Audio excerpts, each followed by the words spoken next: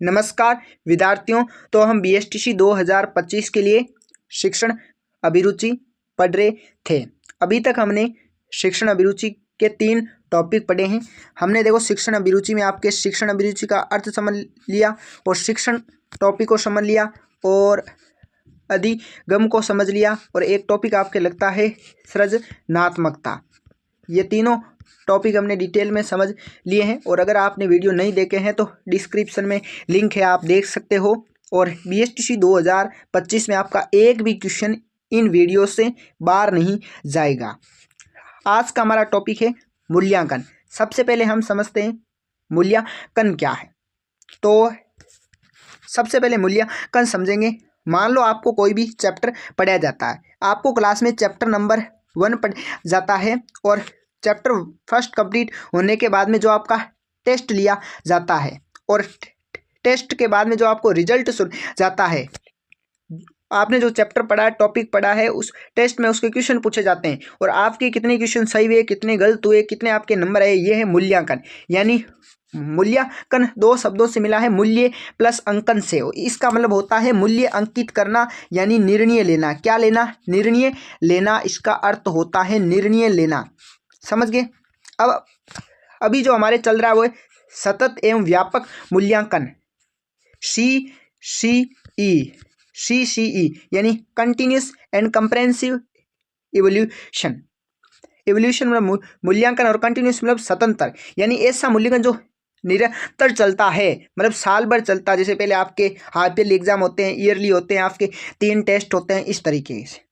और जो आपके व्यापक मतलब इसमें सभी टॉपिक शामिल होते हैं और सभी पक्ष शामिल होते हैं। सभी पक्ष क्या होते हैं? शामिल होते हैं आपके शारीरिक पक्ष, मानसिक पक्ष, बौद्धिक पक्ष, स्वीकार पक्ष, सभी तरीके के पक्ष हैं वो शामिल होते हैं। इसलिए इसको कहते हैं सतत एवं व्यापक मूल्यांकन। अब देखो, सतत का तात्पर्य होता है लगातार अर्थात निरंतर चलने वाला। व्यापक का मतलब बालक के व्यवहार के सभी पक्ष को शामिल करना का मतलब है व्यापक। मूल्यांकन शब्द 2 शब्दों से मिलकर बना है, मूल्य प्लस अंकन से, यानी मूल्य अंकित करना अर्थात वास्तविक अर्थ है निर्णय लेना। जब एक बालक में मूल्य वे गुण होते हैं जो बालक परिवार में, समाज एवं विद्यालय वातावरण से सीखता है। अनुभवों व प्रशिक्षणों के माध्यम से सीखना एक सतत प्रक्रिया है। सीखना क्या है? सतत प्रक्रिया। हमने पढ़ा था जो अधिगम है वो क्या आपकी सतत प्रक्रिया है जो जीवन पर्यंत चलती है। उसी प्रकार मूल्यांकन भी क्या है? सतत प्रक्रिया है। अतः मूल्यांकन शैक्षिक प्रक्रिया का जो एजुकेशनल प्रोसेस है उसका एक अंग यानी उसकी एक बॉडी, उसका पार्ट है इवोल्यूशन मूल्यांकन। एक आपके क्वेश्चन जो हमने पढ़ा था ना सृजनात्मकता, हमने BSTC के लिए एक टॉपिक पढ़ा था सृजनात्मकता। उससे BSTC 2022 और 23 में क्वेश्चन आया था, दोनों में क्वेश्चन आया था कि बाकर मेहंदी परीक्षण क्या है। तो ये जो बाकर और मेहंदी है ना, बाकर व मेहंदी है ना, वो आपके भारतीय सृजनात्मक परीक्षण है। भारतीय सृजनात्मक क्या है? परीक्षण है। आप ध्यान रखना, इम्पोर्टेंट क्वेश्चन है। और जो आपके सृजनात्मकता है वो आपकी अब सारी चिंतन है। अब देखो, मूल्यांकन में बालक के सभी पक्ष शामिल होते हैं। आपके शारीरिक शिक्षा होती है, नैतिक शिक्षा होते हैं सब्जेक्ट, तो उसमें सभी पक्ष शामिल होते हैं। इसलिए इसे व्यापक या समग्र कहा जाता है। मूल्यांकन की व्यापकता शैक्षणिक व शैक्षणिक गतिविधियों को दर्शाती है। शैक्षणिक तो आपको जो क्लास में पढ़ाते हैं, एजुकेशनल और को एजुकेशन मतलब जो आपको खेल खिलाते हैं वो सभी। अब जो आपके मूल्यांकन का जो प्रावधान है ना वो 1986 की शिक्षा नीति में आया था। अब देखो, मूल्यांकन आपके लागू हुआ था 2009 में CBSE की कक्षा 9वीं में। NCF 2005 में लागू हो गया, परंतु कौन सी कक्षा में लागू होगा ये 2009 में तय हुआ था। राजस्थान में जो CC है ना, CCE यानी कंटिन्यूस एंड कंप्रेहेंसिव इवोल्यूशन यानी सतत एवं व्यापक मूल्यांकन, ये राजस्थान में पायलट प्रोजेक्ट के तहत 60 विद्यालयों में लागू हुआ। 40 अलवर की थी, 40 अलवर के विद्यालय थे और 20 थे आपके जयपुर के। किसके? जयपुर के। संपूर्ण राजस्थान में जो CCE है वो 2016-17 में RBC कक्षा 1 से 8 तक लागू हुआ था। CCE का अर्थ है कंटिन्यूस एंड कंप्रेहेंसिव इवोल्यूशन, सतत एवं व्यापक मूल्यांकन। CCE को लागू करने के कारण क्या है? देखो CCE मतलब एक तो कंटिन्यूस मतलब लगातार चलने वाला मूल्यांकन, और एक होते हैं आपके, एक हो गया कंटिन्यूस एवं कंप्रेहेंसिव। कंप्रेहेंसिव मतलब व्यापक, बालक का मानसिक शारीरिक में संवेगात्मक विकास करना। संवेगात्मक मतलब संवेग। अब देखो एक आपके साइंटिस्ट था मैकडूगल। कौन था? मैकडूगल ने कहा 14 प्रकार के संवेग होते। कितने संवेग होते? 14 संवेग होते। सबसे पहला जो बालक में संवेग उत्पन्न होता है वो है उत्तेजना। कौन सा? उत्तेजना। और अंतिम संवेग है ना, अंतिम, वो है ईर्ष्या। और 2 वर्ष की आयु तक बालक में सभी संवेग है ना उत्पन्न हो जाते हैं। और वाटसन के अनुसार, जो वाटसन है ना उसको व्यवहारवाद का जनक कहते हैं। इसके अनुसार भय व प्रेम क्या है? प्रथम संवेग है क्रोध। अब देखो बालक की समस्या का पता करना व उनका समाधान करना CCE में शामिल है, सतत एवं व्यापक मूल्यांकन में शामिल है। बालक का सीखना सरल करना CCE का लक्ष्य है। और प्रतिशत प्रणाली को समाप्त करना और ग्रेड प्रणाली को लागू करना, जैसे A1, A2, B1, इस तरीके से। शिक्षक को बच्चे के हर पहलू पर ध्यान देना पड़ेगा, वह सक्रिय रहना पड़ेगा और बाल केंद्रित शिक्षा होगी। बालक के व्यवहार के सभी पक्ष शामिल करने से बालकों में स्वतंत्र चिंतन की भावना विकसित होगी। अब देखो एक तो चिंता है, चिंता बुरी बात है, चिंतन अच्छी बात है। मान लो कोई आई समस्या, और समस्या आने पर क्या किसकी जरूरत होती है? उच्च स्तरीय यथार्थ चिंतन की। समस्या आने पर उच्च स्तरीय यथार्थ चिंतन की आवश्यकता होती है, और उच्च स्तरीय यथार्थ चिंतन आने पर समस्या का समाधान मिल जाता है। फिर देखो एक शिक्षक से अपेक्षा की जाती है, उम्मीद की जाती है कि वे बालक में अनुकरण की जगह स्वतंत्र चिंतन की भावना का विकास करे। अनुकरण का मतलब होता है कॉपी करना। अनुकरण का मतलब क्या होता है? कॉपी करना, एकदम कॉपी पेस्ट करना। तो एक बाल शिक्षक से ये उम्मीद लगाई जाती है, एक अपेक्षा की जाती है कि वो अनुकरण, कॉपी करने की जो भावना है वो उसमें विकसित ना करे, और उसमें स्वतंत्र चिंतन की भावना का विकास करे बालक में। अब देखो मूल्यांकन के प्रकार। मूल्यांकन में गुणात्मक मूल्यों, निर्णयात्मक मूल्यों व उद्देश्य प्राप्ति के निर्णय लिए जाते हैं। इंपॉर्टेंट है। अब मूल्यांकन 2 प्रकार का, एक है निर्माणात्मक मूल्यांकन फॉर्मेटिव असेसमेंट, और एक है आपके योगात्मक मूल्यांकन समेटिव असेसमेंट।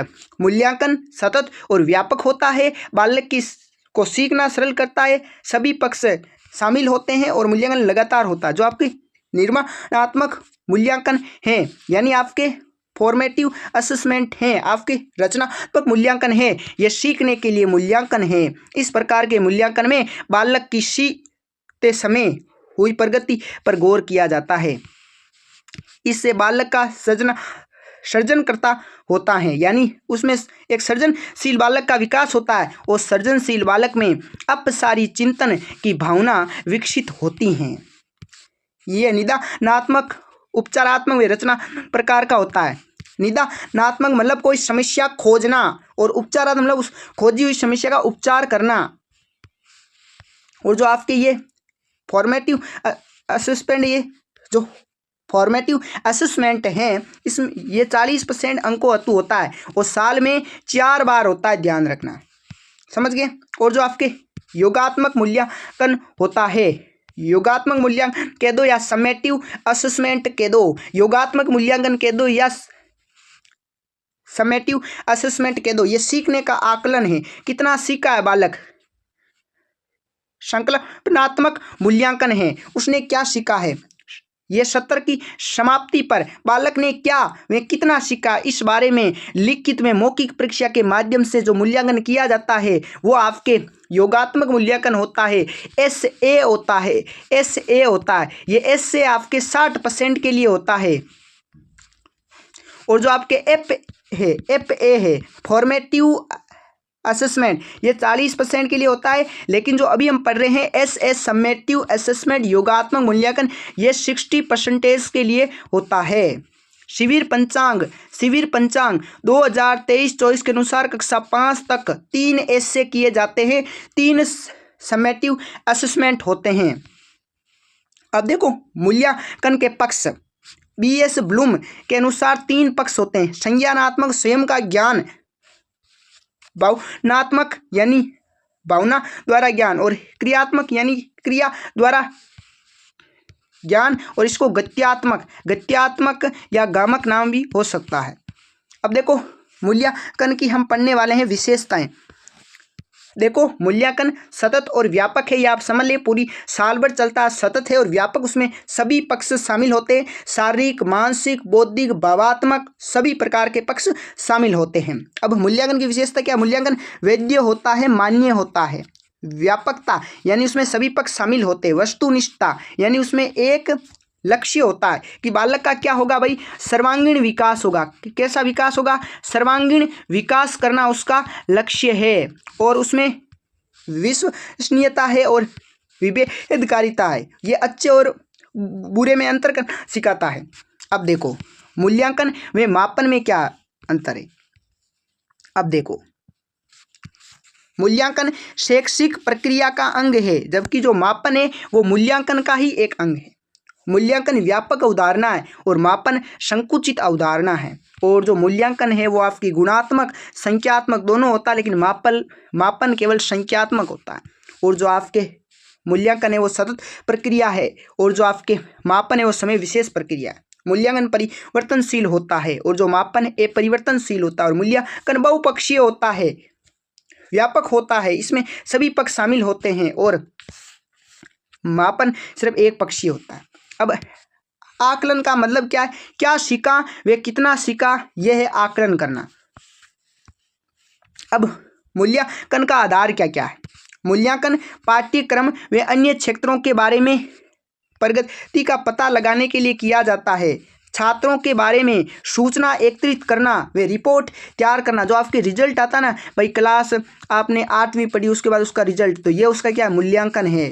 फीडबैक देना, फीडबैक मतलब प्रतिपुष्टि या प्रतिपोषण करना। जैसे आपके मान लो क्या आते हैं, क्लास 8 में आपके 90% आ जाते हैं या आपका A ग्रेड आता है, तो आपको कहता है अच्छी बात है। लेकिन अगर किसी बच्चे के 40% आ जाते तो उसको E देते हैं, असेंशियल मतलब नीड टू इम्प्रूवमेंट भी देते हैं, ये फीडबैक है। मतलब आपका जो मूल्यांकन हुआ ना, मूल्यांकन का मतलब क्या है? निर्णय। क्या है? निर्णय कर लिया। अब निर्णय के बाद में जो आपको सलाह दी जाती है वो फीडबैक है।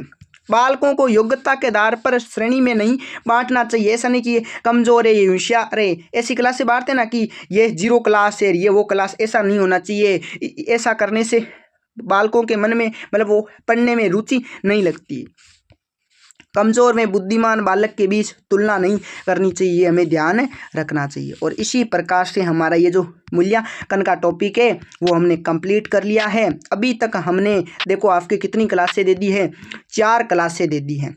BSTC 2025 में ध्यान रखना, इन क्लासों से बाहर एक भी आपके क्वेश्चन नहीं आने वाला है। बस लैंग्वेज कैसे भी आ सकती है। आपको एक टेलीग्राम ज्वाइन कर लेना है, जिसपे आपको नोट्स मिल जाएंगे, और आपको जितने भी हमारे जो कम्युनिटी है चैनल की, उसमें जो भी क्विज मिलती है ना, क्विज उसको आप डेली अटेंड करा करो। ये आपके BSTC से संबंधित होती है, कम्पिटिटिव एग्जाम से संबंधित होती है। और भी कोई सूचना होगी वो टेलीग्राम पर आपको भेज दी जाएगी।